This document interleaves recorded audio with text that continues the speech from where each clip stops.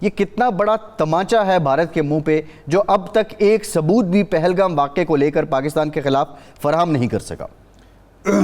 عباس صاحب، اس میں تو کوئی شک ہی نہیں ہے کہ پاکستان میں دہشت گردی کا آغاز بھی بھارت نے کیا،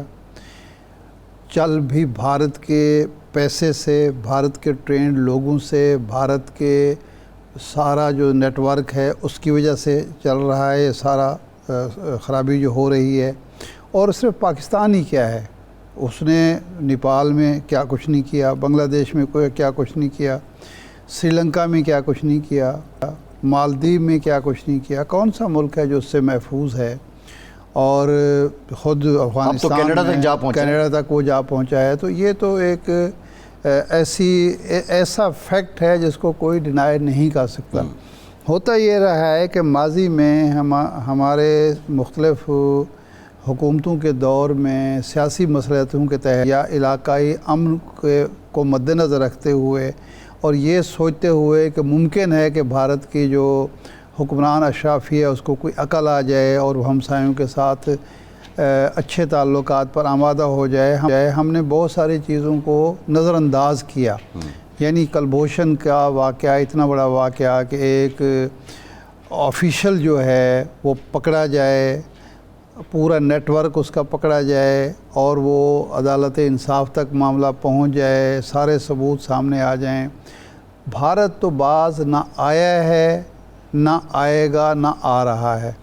اب دیکھنا یہ ہے کہ یہ جو ہم نے آج کا ایک میں سمجھتا ہوں ایک ہلکا سا نمونہ دکھایا ہے، ٹیزر دیا ہے کہ دیکھیں جی ہمارے پاس یہ کچھ ہے اور بھی بہت کچھ ہے۔ تو اب وہ ممالک جو تھانے دار بنتے ہیں یا ٹھیکیدار بنتے ہیں دنیا کے، ان کا یہ فرض بنتا ہے اور عالمی ادارے ان کا یہ فرض بنتا ہے کہ اس کو لگام دیں، اس کو روکیں اور اس کو کہیں کہ غلطیاں تمہاری ہیں،